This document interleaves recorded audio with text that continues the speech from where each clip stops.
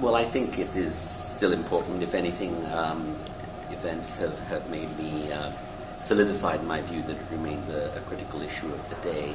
And I've also, in consultation with my colleagues and other people outside IFAC, we've developed our thinking of how IFAC can contribute to that effort beyond just the supporting the development of the international public sector accounting standards.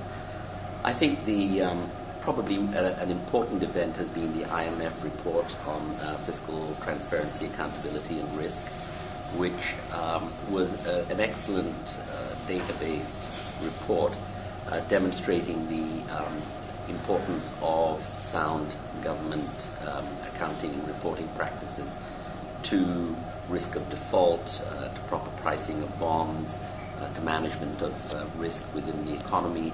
And I think that has really generated a lot of interest. And when an organization like the IMF, which has obviously tremendous intellectual authority and practical authority as well, comes out with a report with those findings, it really does focus the mind of policymakers and others interested in the subject. So I think that has given a lot of impetus to the whole issue of sound public sector accounting.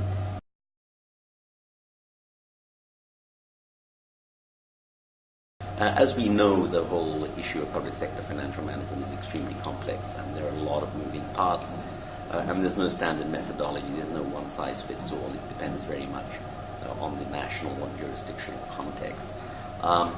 So one thing that IFAC has really tried to hone is, obviously we are huge supporters of Ipsas and adoption and implementation of standards that we believe in are core to our mandate.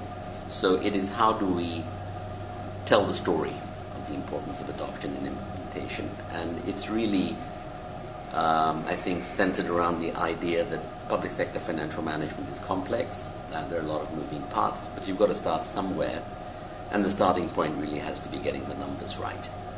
So, that is kind of, if you like, our messaging, because we don't want to be just preaching to the converted, which is often the case, that you talk to others who believe as you do, and you reinforce each other's views, but you don't really have much in the way of impact by changing the opinions of policymakers or policy influencers. So we really think that is the target audience. We hope we've got the accountants on side.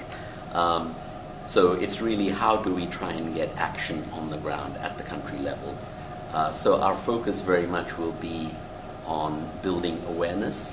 We're putting it broadly under the label of something, the working title of which is Transparency and Accountability in the Public Sector. And there'll be various strands to that. There'll be the actual development of standards. There'll be the adoption and implementation of standards.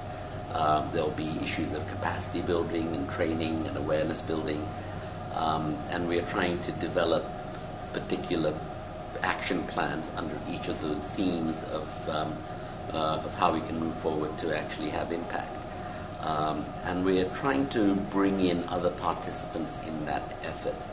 So we will be working with the large accounting firms.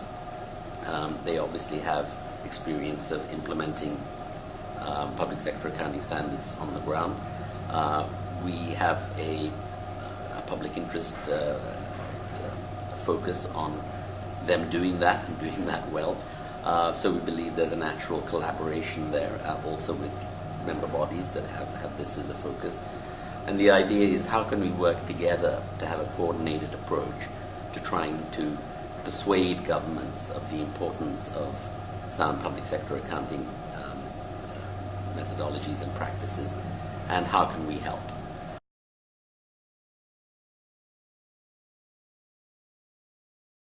Every one is a victory. Every one that we manage to persuade is a victory. I'm not sure we will put numerical targets on there, but we will certainly look to see, well, which countries are interested. Where might our interventions, perhaps by having awareness building campaigns in that country, tip the balance as to whether they go the route of sound accrual accounting or not.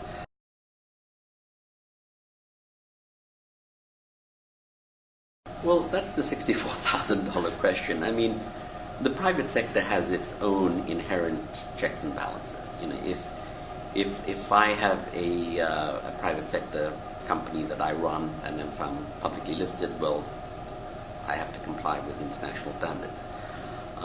Even if I'm privately held, if I want financing from my bank, they'd probably want to see that I have financial information prepared according to rigorous international standards.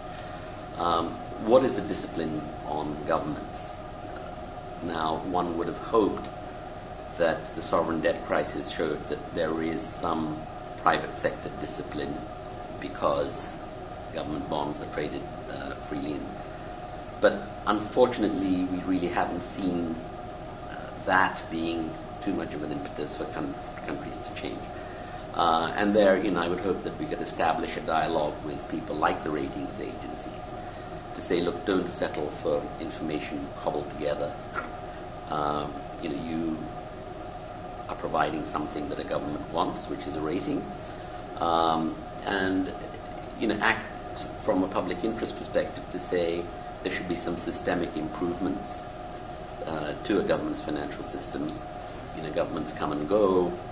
There's typically more of a lag between an economic decision taken today and when that impact is felt.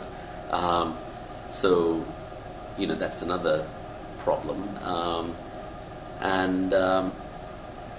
So that makes the job of persuading a government that is driven by political instincts rather than driven by the desire to actually have sound economic management. But it's very difficult to exercise any external market pressure on those governments.